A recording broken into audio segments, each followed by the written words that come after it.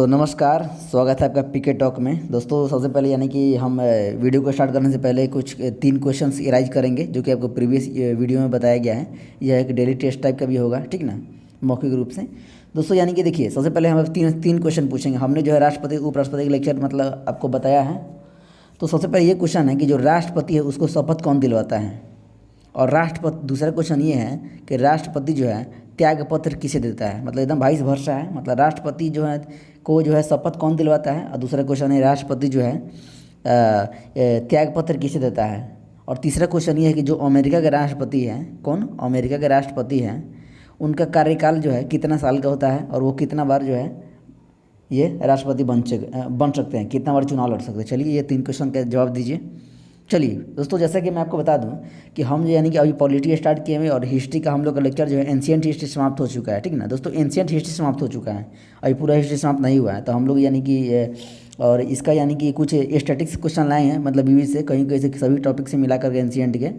तो सभी को हम डिस्कस करेंगे जो क्वेश्चन बन सकते हैं, जो कि मोस्ट प्रोबेबल है इंट्रेंस में आने के लिए। तो उसको हम सॉल्व करेंगे, उसको हम यानी कि यहाँ पर देखेंगे। और दोस्तों यानी कि इसके बाद यानी कि हम जो है 2 दिन पर हिस्ट्री के वीडियो लाएंगे। पॉलिटी का तो डेली आएगा, एक कल आया था, एक और आज भी गया है सुबह में। और हिस्ट्री का आपको 2 दिन पर एक आएगा, ठीक ना। और मैथ तो 2 दिन पर एक आ ही रहा है। तो चलिए शुरू करते हैं आज के एपिसोड, और आप देखते रहिए पीके टॉक यूट्यूब चैनल। चलिए दोस्तों, पहला क्वेश्चन है निम्नलिखित में से किस, दोस्तों टाइपिंग मिस्टेक है, इसके लिए मतलब आप थोड़ा ये करेंगे। और हालांकि आपको वॉइस मिल रहा है, कंसेप्ट मिल रहा है, आप इस पर कंसंट्रेट करें। निम्नलिखित में से किस पुस्तक का जो है 15 भारतीय और 40 विदेशी भाषाओं में अनुवाद किया गया। दोस्तों ये बताइए, यानी कि कोई मान लेते हैं पुस्तक है, ठीक है ना, कोई पुस्तक है, सपोज डेट कीजिए पुस्तक है, मानिए आप उसका यानी कि अनुवाद जो है विभिन्न भाषाओं में हो रहा है, ताकि उस भाषा के जो मानने वाले लोग हैं वो ही पढ़ सके। एक्चुअली मेन बात यही है। तो उसको मतलब क्यों किया जा रहा है, थोड़ा आप कल्पना कीजिए, सोचिए कि हो सकता है कि वो बुक काफ़ी फेमस होगा। जैसे मानते हैं कोई बुक जो है इंग्लिश में लिखा गया है, लेकिन वो बुक इतना अच्छा है कि लेकिन उसको जो है हिंदी में भी अनुवाद किया जा रहा है। तो कहीं ना कहीं वो बुक यानी कि फेमस होगा, अच्छा होगा, है कि नहीं। कहीं ना कहीं उसका यानी कि मतलब जो प्रसिद्धि है बहुत अधिक होगी, ठीक ना। तो वही कह रहा है कि एक भारतीय मतलब ग्रंथ है, ठीक ना, जो यानी महान पुस्तक है। और उसका जो है कौन सा पुस्तक है जिसका जो है 15 भारतीय भाषाओं में और 40 विदेशी भाषाओं में इसका अनुवाद किया गया है। देखिए ऑप्शन हितोपदेश, पंचतंत्र, रामायण और हर्षचरित्र। तो इसका जो आंसर हो जाएगा दोस्तों वो होगा आपको पंचतंत्र। पंचतंत्र के लेखक कौन है दोस्तों, विष्णु शर्मा। यही दोस्तों बुक है जिसका 15 भारतीय भाषा में और 40 विदेशी भाषाओं में अनुवाद किया गया है। दोस्तों अब आइए हितोपदेश पर। हितोपदेश के लेखक कौन है, नारायण पंडित। सभी को डिस्कशन करेंगे। हितोपदेश के लेखक कौन है, नारायण पंडित। हर्षचरित्र के लेखक कौन है, वान भट्ट। हर्ष चरित्र मतलब यानी कि हर्षवर्धन जो शासक थे उनका जो है इसमें यानी कि ये आप एक उनका स्टोरी समझ सकते हैं, उनका स्टोरी इसमें वर्णित है हर्षचरित्र में। और रामायण के लेखक कौन है, तो महर्षि वाल्मीकि, ठीक ना, महर्षि वाल्मीकि। तो चलिए क्वेश्चन नंबर नेक्स्ट चलते हैं। इसका आंसर होगा पंचतंत्र के लेखक है विष्णु शर्मा। पंचतंत्र का अनुवाद जो किया गया है इतनी भाषाओं में। क्वेश्चन नंबर 2 आइए, अंकुर वाट का मंदिर। दोस्तों बहुत ही बार क्वेश्चन पूछा गया है, अंकुर वाट का मंदिर कहाँ है दोस्तों। तो दोस्तों जो अंकुर वाट का मंदिर है, ऑप्शन है यूनान, महाराष्ट्र, इंडोनेशिया, और ऑप्शन बी है कंबोडिया। तो दोस्तों इसका जो आंसर हो जाएगा वो हो जाएगा कंबोडिया। कंबोडिया में जो दोस्तों अंकुर वाट का मंदिर है, कंबोडिया, ठीक ना। चलिए क्वेश्चन नंबर 3 आइए। क्वेश्चन नंबर 3 है दोस्तों, एक मिनट इधर लाइए इसको, हाँ चल अब देखिए, स्वप्न वासवदत्ता, ये भी पुस्तक बहुत ही इंपॉर्टेंट है। स्वप्न वासवदत्ता के लेखक कौन है। ऑप्शन है दोस्तों भास, ऑप्शन बी है कालिदास, ऑप्शन सी है दंडी, ऑप्शन डी है विष्णु शर्मा, ठीक ना। तो दोस्तों जो स्वप्न वासवदत्ता है उसके लेखक कौन है, तो इसका आंसर होगा भास, ठीक ना। भास कवि का नाम है, राइटर का नाम है, ठीक ना। इन्होंने लिखा है स्वप्न वासवदत्ता, इसके लेखक है कौन है, भास है, ठीक ना। चलिए आप थोड़ा ट्रिक मतलब लगा लीजिए। स्वप्न मतलब सपना, आभास मतलब आपको आभास होता है, मतलब सपना में जो है मतलब जिस चीज़ों का आभास होता है उस समय आप थोड़ा ये ट्रिक लगा सकते हैं, ठीक ना, याद करने के लिए। हालांकि इसका कोई रियल तो ये होता नहीं है। देखिए आप देखो, कालिदास के कुछ फेमस बुक बताइए जो पीछे मैंने बता रखा है। मालविकाग्निमित्र, कौन, मालविकाग्निमित्र, अभिज्ञान शकुंतलम और मालविकाग्निमित्र। ये जो है आपको 2 इसका ये फेमस जो है लिखे हुए हैं। दंडी ये भी लेखक है, इसका कौन है, 10 कुमार चरित्रम जो है ये जो है पुस्तक लिखे हैं, ठीक ना। विष्णु शर्मा तो अभी बताया पंचतंत्र, जो कि बहुत इंपॉर्टेंट है। चलिए क्वेश्चन नंबर 3 आइए, 4 आइए। अब बताइए क्या है दोस्तों, नालंदा यूनिवर्सिटी। नालंदा विश्वविद्यालय जो आ गया तो पहले यानी इससे रिलेटेड जितना भी क्वेश्चन है आप पहले रिकॉल कीजिए, जो हम पहले बता चुके हैं दोस्तों। दोस्तों देखिए जितना रिकॉल कीजिएगा ना, ठीक ना, उतना ही आपको याद होगा। बात समझ रहे हैं। नालंदा यूनिवर्सिटी सबसे पहले यानी कि इसका स्थापना यानी कि किस मतलब कौन किया था ये बताइए, कौन किया था? तो कुमार गुप्त किए थे। कुमार गुप्त जो है किस वंश से थे? तो नामे में छिपा है, गुप्त वंश के थे। और गुप्त वंश के संस्थापक कौन थे? तो श्री गुप्त थे, ठीक ना, श्री गुप्त थे। ये बताइए गुप्त वंश के किस शासक को जो है भारत का नेपोलियन कहा जाता है? तो समुद्रगुप्त को कहा जाता है। किस शासक को जो है विक्रमादित्य कहा जाता था? चंद्रगुप्त द्वितीय को कहा जाता है, द्वितीय चंद्रगुप्त द्वितीय विक्रमादित्य। और किस गुप्त शासक ने पहली बार जो है सबसे प्रथम जो है सर्वप्रथम महाराज धीराज की उपाधि धारण की थे? तो वो है आपको चंद्रगुप्त प्रथम। विक्रमादित्य चंद्रगुप्त द्वितीय और महाराज धीराज चंद्रगुप्त प्रथम, ठीक ना। नालंदा विश्वविद्यालय यानी कि किस सब्जेक्ट के लिए प्रसिद्ध है, मतलब किसकी पढ़ाई यहाँ पर होती थी? तो बौद्ध दर्शन की पढ़ाई होती थी, मतलब बौद्ध शिक्षा के लिए जो है ये प्रसिद्ध था नालंदा विश्वविद्यालय। चलिए क्वेश्चन नंबर नेक्स्ट आइए ना, पहले देखिए ना क्या होगा। नालंदा विश्वविद्यालय किस लिए प्रसिद्ध था? तो ऑप्शन देखिए, जैन शिक्षा, जैन शिक्षा मतलब जैन धर्म की शिक्षा के लिए, बौद्ध धर्म की शिक्षा के लिए, बौद्ध शिक्षा, चिकित्सा विज्ञान के लिए, रसायन विज्ञान के लिए। क्या होगा आंसर? अब अभी बताया ना, बौद्ध शिक्षा के लिए। चलिए क्वेश्चन नंबर ये नेक्स्ट, आधुनिक देवनागरी लिपि। दोस्तों यानी हम लोग का जो भाषा है ना, मतलब राजभाषा जो हिंदी है, राष्ट्रीय भाषा नहीं है। दोस्तों देखिए क्वेश्चन आएगा कि हिंदी हमारा राष्ट्रभाषा है या राजभाषा है? तो राजभाषा है, नहीं राष्ट्रभाषा नहीं है। कौन है दोस्तों? राजभाषा है, ठीक ना, राजभाषा है। ये 343 अनुच्छेद में भी इसका वर्णन किया गया है। 343 के 243 दोस्तों मैं रिकॉल नहीं कर पा रहा हूँ, एक मिनट। 300 शायद दोस्तों 343 है दोस्तों, यानी कि मैं इसे रिकॉल कर दूंगा, ठीक ना। चलिए देखिए, तो आधुनिक तो यानी कि हम लोग का भाषा कौन है? हिंदी है। दोस्तों कोई भाषा होता है ना, वो कोई ना कोई यानी कि लिपि में लिखा रहता है, ठीक ना। तो जो हम लोग का हिंदी भाषा है तो वो देवनागरी लिपि में लिखा जाता है। किस लिपि में? देवनागरी लिपि में लिखा जाता है हिंदी भाषा। तो जो दोस्तों हम लोग का जो आधुनिक देवनागरी लिपि है वो किससे मिला जुला है? मतलब कोई प्राचीनतम भाषा है, कोई प्राचीनतम लिपि है, उससे मिला जुला है। तो वो प्राचीनतम लिपि क्या है? तो देखिए इसका आंसर हो जाएगा ब्राह्मी लिपि। तो ब्राह्मी लिपि जो प्राचीन में था ना, जिसमें आपको अशोक के कई शिलालेख स्तंभ मिले हैं, है ना, लिखे हुए, तो उसी ब्राह्मी लिपि से एकदम मैच खाता है आधुनिक देवनागरी लिपि, इसी का प्राचीनतम रूप है। चलिए क्वेश्चन नंबर नेक्स्ट आते हैं 6। ये हरिसेन, याद आया कुछ? इलाहाबाद प्रशस्ति का नाम सुने हैं दोस्तों? अरे बताया था ना पिछले वीडियो में, इलाहाबाद प्रशस्ति, प्रयाग प्रशस्ति, वही नाम के अनुसार। प्रशस्ति क्या होता है? मतलब किसी शासक द्वारा यह निर्माण कराया जाता है, ठीक है, और मतलब कराया जाता है।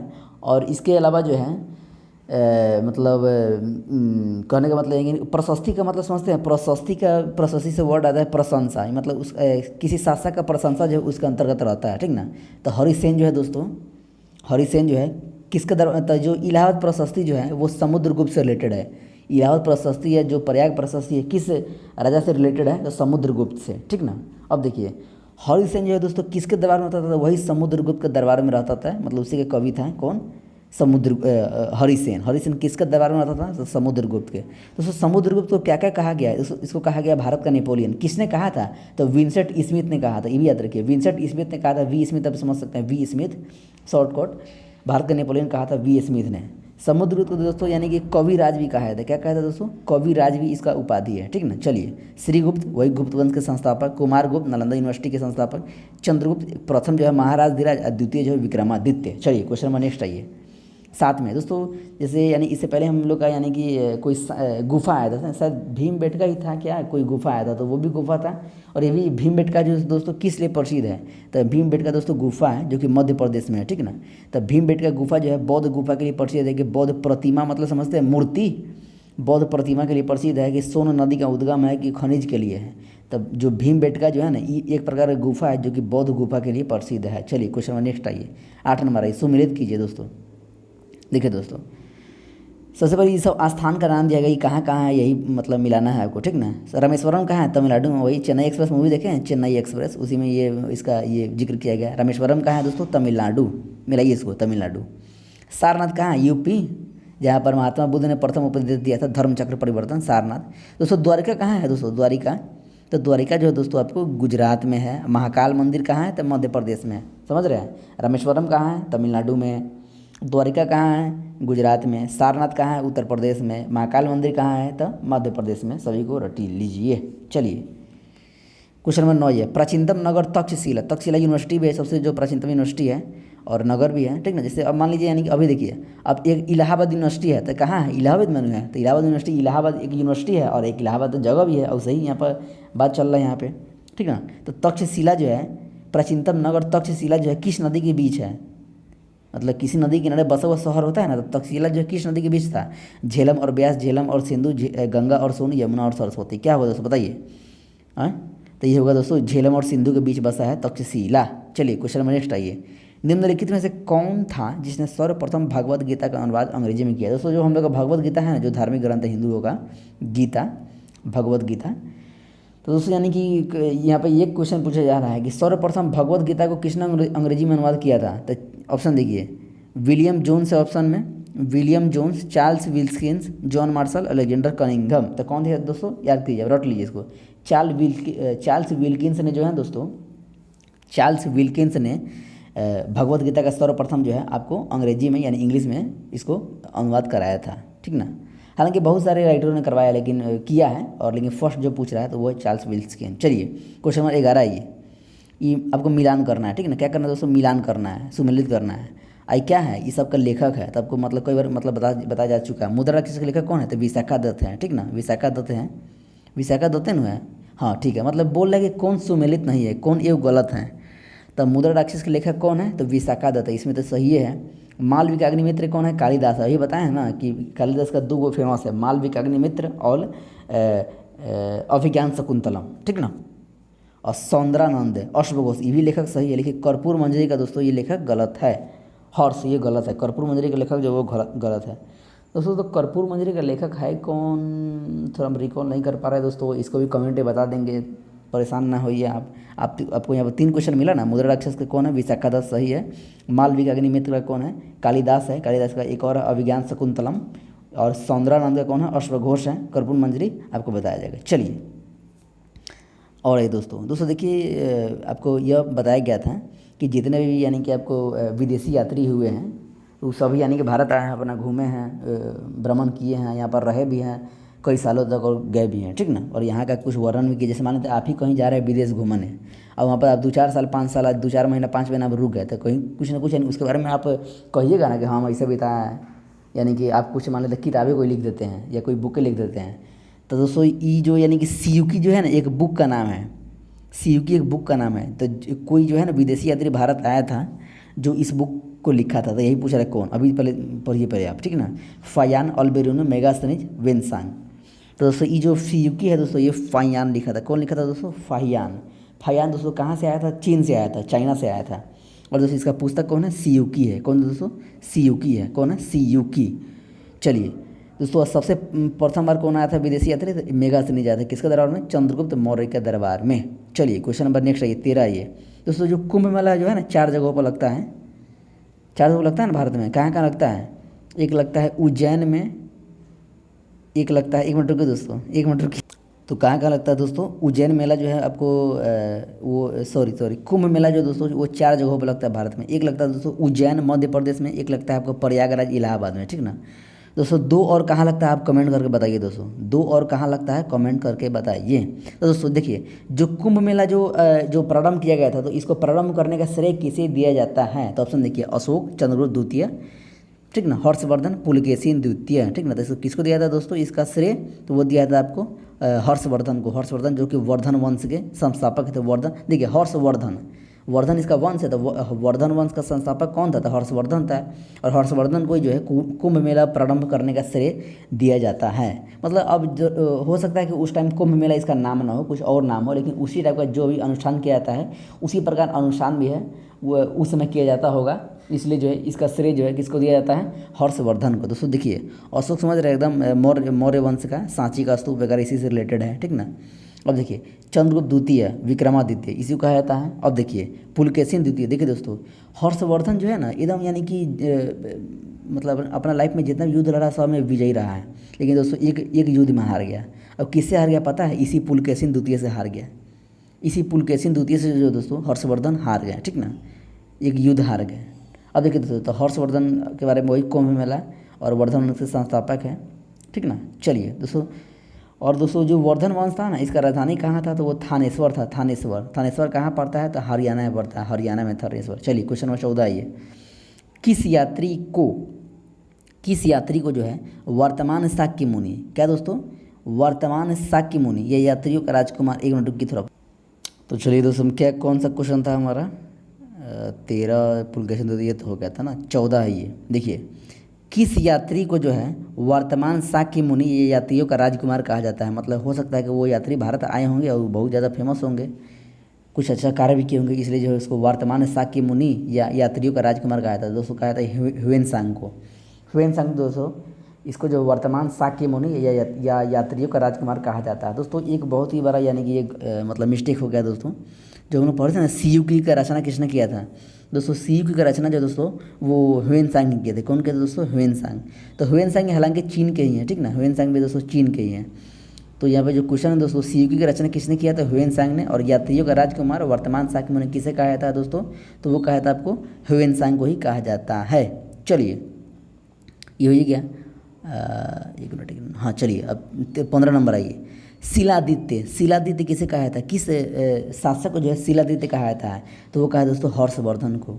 हर्षवर्धन को क्या कहा था दोस्तों, शिलादित्य कहा था। देखिए मेगास्थनीज जो कि यानी कि प्रथम विदेशी यात्री था। श्रीगुप्त, गुप्त वंश के संस्थापक। कुमारगुप्त, नालंदा यूनिवर्सिटी के संस्थापक। चलिए 16 नंबर आइए। किस व्यक्ति को द्वितीय अशोक कहा था। देखिए दोस्तों, यानी कि अब किसी आदमी को द्वितीय क्यों कहा था, मतलब इस मान लेते हैं यानी कि अब विराट कोहली है तो कोई और खिलाड़ी है उसको भी द्वितीय विराट कोहली कहा रहा है। इसका मतलब बात समझ रहे हैं कि उसका कहीं ना कहीं यानी कि कुछ ना कुछ यानी कि क्वालिटी उसमें मिल रहा होगा, उसी के जैसे खेलता होगा, है कि नहीं, मतलब कुछ ना कुछ ये मिलता होगा ऐसे। यानी कि अब कहने का मतलब द्वितीय अशोक किसे कहा जाता है, तो द्वितीय अशोक जो है दोस्तों, यहाँ पे आंसर जो है दोस्तों हर्षवर्धन कहा जाता है। किसको दोस्तों कहा जाता है, हर्षवर्धन को जो है दोस्तों द्वितीय अशोक कहा जाता है। चलिए रटिए आप, पुलकेशिन द्वितीय वही मतलब हार गया था हर्षवर्धन लाइफ में अपना एक। विक्रमादित्य किसे कहा था दोस्तों, ये बताइए, विक्रमादित्य किसे कहा था आपको, चंद्रगुप्त द्वितीय को। अब चंद्रगुप्त प्रथम को क्या कहा जाता है, महाराज धीराज, जो प्रथम बार उपाधि लिया था उन्होंने। कुमारगुप्त नालंदा यूनिवर्सिटी। हर्षवर्धन वही द्वितीय अशोक। चलिए 17 आइए। हर्ष और पुलकेशिन द्वितीय, वही हर्षवर्धन या हर्ष कहिए, बात वही हुआ। तो हर्षवर्धन और पुलकेशिन द्वितीय के बीच, एक मिनट, तो दोस्तों यहाँ पे क्वेश्चन है कि हर्षवर्धन या हर्ष दोनों एक ही है। हर्ष और पुलकेशिन द्वितीय के बीच हुए युद्ध की जानकारी कहाँ से मिलती है। हर्ष और पुलकेशिन द्वितीय के बीच हुए युद्ध की जानकारी कहाँ से मिलती है, तो वह आपको दोस्तों एक अभिलेख है, एहुल अभिलेख है, एहुल अभिलेख, उसी से जो है आपको हर्षवर्धन और पुलकेशिन द्वितीय के बीच जो युद्ध हुआ था उसका जानकारी मिलता है, ठीक ना। चलिए दोस्तों अब देखिए, हाथीगुम्फा अभिलेख किससे रिलेटेड है, खारवेल से। खारवेल कहाँ का शासक था, कलिंग का। कलिंग युद्ध याद दोस्तों किसने किया था, ये खारवेल और अशोक के बीच हुआ था। उसी के बाद जो है अशोक यानी कि वो उससे यानी कि संन्यास ले लिया था युद्ध से, ठीक है ना। अब देखिए भीतरी अभिलेख स्कंदगुप्त से, जो कि गुप्त वंश का है, स्कंदगुप्त। स्कंदगुप्त क्या किए थे, फेमस काम, उन्होंने हुनों के आक्रमण को जो है, हुनों के आक्रमण से जो है भारत को बचाया था। चलिए तो यहाँ पर हर्ष और पुलकेशिन द्वितीय के बीच जो युद्ध हुआ था उसकी जानकारी कहाँ से मिलती है, एहुल अभिलेख से। चलिए क्वेश्चन नंबर 18 ये। थानेश्वर कहाँ, अभी बताया ना थानेश्वर कहाँ है। थानेश्वर जो तो कहाँ है, हरियाणा में है। ये क्यों पूछा था पता है, क्योंकि ये जो है आपको इसका राजधानी है। हाँ, वर्धन वंश के संस्थापक कौन है, हर्षवर्धन, उसके जो है ये है क्या बोलते हैं, राजधानी थी, ठीक है ना। वर्धन वंश की राजधानी थी, हरियाणा है, ठीक ना। चलिए तो थानेश्वर यानी कहाँ है, तो हरियाणा में। चलिए 19 नंबर आइए। अर्थशास्त्र पुस्तक कितने अधिकरणों में विभाजित है, तो जो अर्थशास्त्र जो पुस्तक है, अर्थशास्त्र पुस्तक के लेखक एक कौन है, तो चाणक्य, विष्णुगुप्त, कौटिल्य। समझ रहे हैं, ये मतलब सबसे पहला ही लेक्चर था, दूसरा लेक्चर था शायद मौर्य वंश का, ठीक ना। और उसमें यानी कि जिसने हेल्प किया था इसको सत्ता दिलाने में चंद्रगुप्त मौर्य को, कौन, वही चाणक्य, विष्णुगुप्त, कौटिल्य। तो उसी ने जो है अर्थशास्त्र का रचना किया था दोस्तों, ठीक ना। और जो अर्थशास्त्र ये जो बुक है ना, ये नहीं कि मतलब इसमें अर्थशास्त्र का वर्णन किया गया ना, ये केवल नाम अर्थशास्त्र है, लेकिन इसके अंदर जो है राजनीति शास्त्र का वर्णन किया गया है। बात समझ रहे हैं, नाम केवल अर्थशास्त्र, लेकिन इसके अंदर जो है राजनीति शास्त्र का वर्णन किया गया है। तो क्वेश्चन कर रहा है ये जो आपको कितने अधिकरणों में विभाजित किया गया था, इसको रट लीजिए। 15 अधिकरणों में जो है अर्थशास्त्र को विभाजित किया गया है। क्वेश्चन नंबर 220 है ये, जो कि लास्ट है। अशोक ने बौद्ध धर्म के प्रचार हेतु श्रीलंका में किसे भेजा। देखिए दोस्तों, जो अशोक जिस टाइम था ना, तो वो बौद्ध धर्म स्वीकार किए थे, तो दोस्तों बौद्ध धर्म का प्रचार जो सभी जगह करवा रहे थे, और श्रीलंका में भी यानी कि भेजे थे किसी दो व्यक्ति को। तो किसके किसको भेजे, तो वही क्वेश्चन पूछ रहा है श्रीलंका में। देखिए ऑप्शन ए है महेंद्र, ऑप्शन बी है संघमित्रा नाम इसका, ठीक है ना, संघमित्रा, ऑप्शन सी दोनों, ऑप्शन डी इनमें से कोई नहीं। तो इसका जो आंसर होगा दोस्तों वो होगा आपको दोनों होगा, मतलब महेंद्र और संघमित्रा दोनों को भेजे थे अशोक इसके लिए, ठीक ना। चलिए दोस्तों, बीच में एक कॉल आ गया था, ठीक ना, हालांकि यानी कि हम भी एक स्टूडेंट ही हैं, तो एक्चुअली सही है। तो चलिए दोस्तों, ये वीडियो कैसा लगा, और आशा करता हूँ दोस्तों वीडियो अच्छा लगा होगा। तो चैनल को सब्सक्राइब जरूर कीजिएगा, और ज़रूर जुड़िए दोस्तों इससे। हिस्ट्री की वीडियो दोस्तों 2 दिन पर आएगी। अब वीडियो दोस्तों जो इसके बाद जो वीडियो आएगी वो आएगी आपको मॉडर्न हिस्ट्री के, ठीक ना। तो चलिए, thanks for watching this video. Mahadev.